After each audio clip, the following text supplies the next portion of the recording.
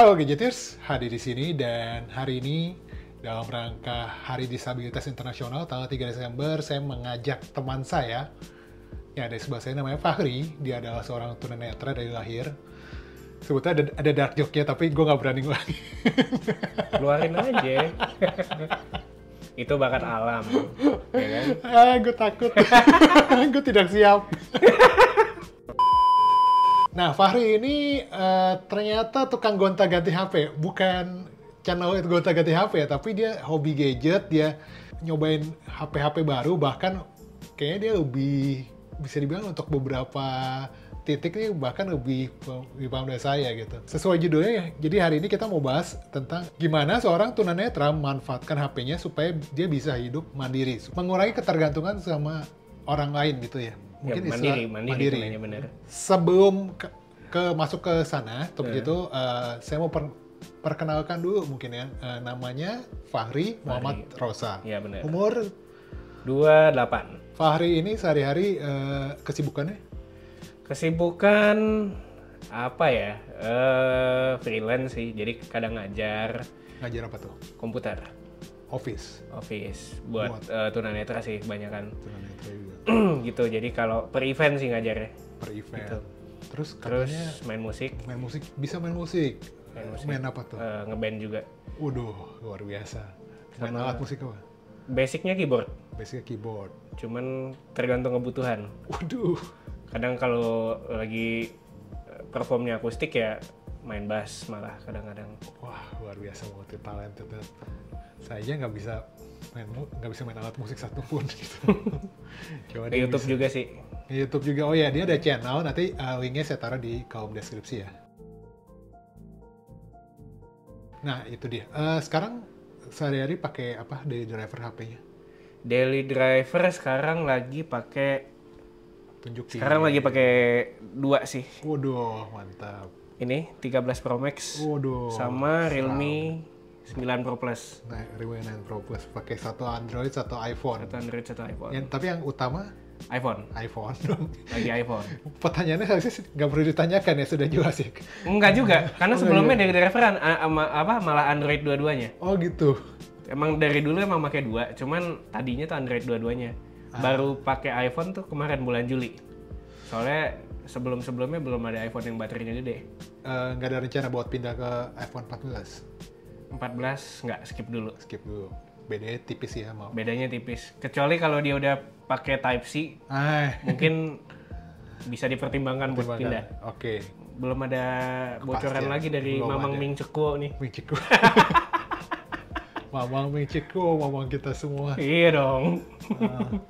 Oke, sekarang iPhone 13 Pro Max. Nah, mungkin banyak yang, gue sih tadi udah dapat spoiler nih, udah di spill nih gimana caranya. Cuma mungkin bisa dijelasin buat teman-teman yang lagi nonton, gimana sih seorang tunanetra pakai handphone. Itu kan nggak ada kayak tekstur braille-nya kan gitu. Nggak kebayang sih kalau ada braille, males banget. Lebih nggak kelihatan, lebih nggak kebayang ya gitu. Males sih bayanginnya, tiba-tiba layarnya bolong-bolong gitu kan. Titik-titik ngapain gitu. Iya. Jadi apakah semua yang berdasarkan pakai suara atau gimana gitu? Buat yang belum tahu, nah ini coba dibantu dijelaskan. Pertama akan shoot dari belakang supaya lebih jelas. Oke. Cuma tinggal diaktifin aja fitur, namanya kalau di iPhone voice over. Nah, kalau di Android namanya talkback. Nah, itu disebutnya screen reader. Jadi apa yang ada di layar dia ngebacain, nginterpretasiin dalam bentuk suara. Bentar. Ini ngomongnya cepet, emang gue cepetin sih, karena kalau lambat ngantuk. Asli. Nah, ini gue lambatin. WhatsApp one new item. Facebook. Nah, ini dia kan pakai logatnya tuh logat Inggris gitu ya. Iya. Sebenarnya bisa diganti juga ke logat Indonesia. Oh, bisa. Bisa kayak Indonesia. Nah, 80%, 77,60%, 50-60% Grab, InDrive, 1 Google Maps, recently updated. Tokopedia, 40 items. lebih jelas kan sebenarnya. Cuman gue karena kebiasaan pakai yang tadi, yang suara tadi tuh.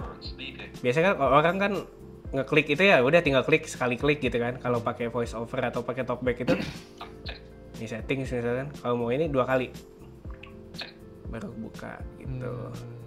Kalau di iPhone pas kita nyalain awal itu kan pas welcome screen-nya itu yang biasa kalau beli iPhone baru kan ada ini ya, apa milih bahasa gitu kan. Nah itu bisa langsung dipencet ini power 3 kali. Kalau di Android volume atas bawah ditahan 3 detik. Ya itu tadi basicnya ya. Kalau di Android namanya talkback, yang di iPhone namanya voice over. Jadi masuknya itu ke accessibility bener. Oke. Di Android juga gitu sama. Ya. Kecepatannya bisa diatur. Karena selama ini gue dengernya apa?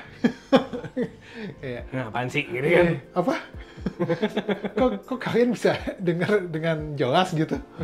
Karena udah biasa. Iya gue kayak apa gitu. Oh ternyata tuh volume apa kecepatannya bisa naikin, bisa turunin. Itu kan tadi basicnya ya. Nah selama saya chat sama Fahri ini, chat WA ya, kita tuh chat di WA tuh sering gitu. Yang bikin saya bingung adalah saya ngechat dia itu nggak berasa kayak ngechat sama tunanetra. Jadi saya ngechat tuh ngerasa kayak sama orang biasa aja gitu. Karena kalau saya mikir ya, kalau misalnya tunanetra kan sebetulnya lebih gampang kalau kita telepon gitu. Tapi kita itu nggak pakai voice note, betul-betul ngetik gitu. Nah ini gimana ngetiknya bisa cepet, nggak ada typo, dan apakah karena sudah terbiasa atau ada kalau ngetik gitu? Sih sebenarnya di WA sebenarnya sih nggak. Kalau dibilang cepat ya biasa aja. Voice input itu ya emang voice to text itu juga kadang gue pakai. Tapi setelah voice to text itu kadang gue edit juga. Biasanya kan pasti kebaca kan hasilnya kayak gimana. Nih ngaco nih, edit dulu gitu. Oke. Misalkan halo gitu.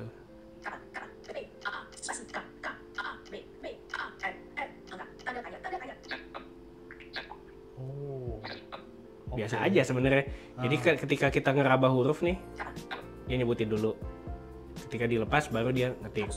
Dan kayak posisinya udah tahu ya iya, berarti harus hafal.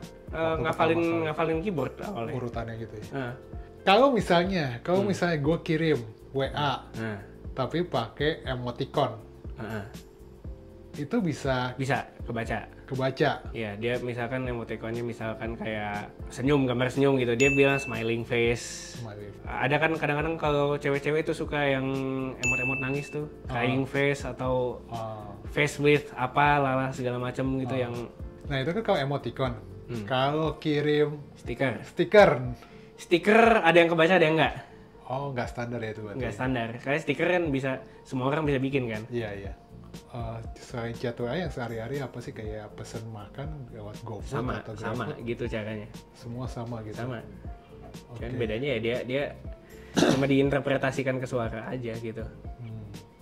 Kalau fingerprint sensor juga sama aja gitu ya. Sama. Fingerprint kan kayak kita hafal nih bentuknya. Dia posisinya pasti di sini-sini aja gitu kan. Kurang lebih. Nah, langsung sekali loh. Nggak nebak-nebak lagi. Nggak nebak-nebak.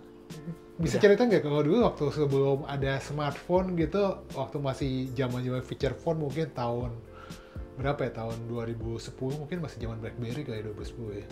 BlackBerry ada dulu, screen reader ada juga. Ada screen reader. Ada BlackBerry screen reader, cuman gua skip, gua lewat BlackBerry itu gua nggak sempat pakai. Gua itu dulu make handphone itu Nokia 6600 tahu? Yang banyak virusnya itu. Ya, virus Bluetooth. Virus Bluetooth. Itu juga ada screen readernya ada. Ada nice. Namanya Tox. Nah itu enak sih, maksudnya ya tinggal dia tugasnya dia cuma ngebacain doang kan, ngebacain misalkan kita panah kemana dia bacain, dia panah kemana dia bacain gitu kan. Nah itu kalau misalnya lu ke warung gitu kan pakai duit cash gitu, ada ngebedain duitnya gimana sih? Sebenarnya ada teman-teman yang dia bisa ngebedain dari panjangnya atau apa gitu kan. Panjangnya, oke. Ada yang bisa kayak gitu, cuman gue tidak se-expert itu. Waduh. Gue pakai aplikasi. Jadi ada level-levelnya gitu ya.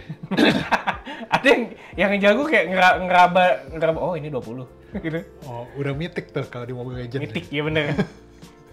Anda masih epic ya? Iya, masih epic, Pak. Oke. Mau naik Legend susah. Legend susah. Tahu dia. Emang tunanetra main Mobile Legends juga? Sayangnya nggak bisa. Oh gitu. Sayangnya nggak bisa, tapi karena banyak yang main di sekitar gue jadi Hafal istilahnya gitu. tahu lah istilahnya gitu. Adek gue juga main kan. Oh, karena udah terlalu sering dipakai buat bercanda gitu. Iya. Epic, Legend, Mythic gitu. Iya, Epic, Legend, Mythic udah. Kalau gue pakai aplikasi namanya Cash Reader, itu di iPhone ada, di Android juga ada. Gratis atau berbayar? Berbayar sayangnya. Sayangnya. Berapa duit tuh harganya? Kalau di iPhone kemarin gue beli berapa? 469. Oh ya? Hampir gope. Nah, ini Cash Reader kan. Gue buka. Iya. 2000 Indonesian rupiah 2000. Iya, oke. Terus ini kerjanya gitu doang, cuma diarahin ke kamera. Dia udah ada database-nya di situ. Gocap. Cepat juga ya? Di iPhone cepet, kalau di Android tergantung kamera. Oh, harganya beda sih ya, satu 400, satu 200. Ini 20.000. Kecepatannya dia tergantung autofocus ya. Nah, oke. Itu kan tadi Cash Reader. Ada nggak sih aplikasi-aplikasi yang lain yang lu pakai gitu buat ngebantu? Ada beberapa. Misalnya, Ada, gue pakai Be My Eyes namanya. apa tuh aplikasi? Be My Eyes itu dia sebenarnya aplikasinya basisnya kayak komunitas gitu. Jadi ada volunteer. Jadi misalkan nih gue lagi ada di satu tempat atau gue lagi, contoh simpelnya laptop gue hang deh misalkan. Laptop gue hang nggak bunyi gitu kan.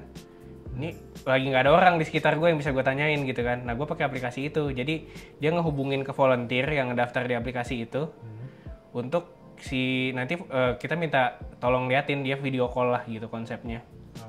Video call gitu. Nanti, oh, itu bayar? Enggak, itu gratis.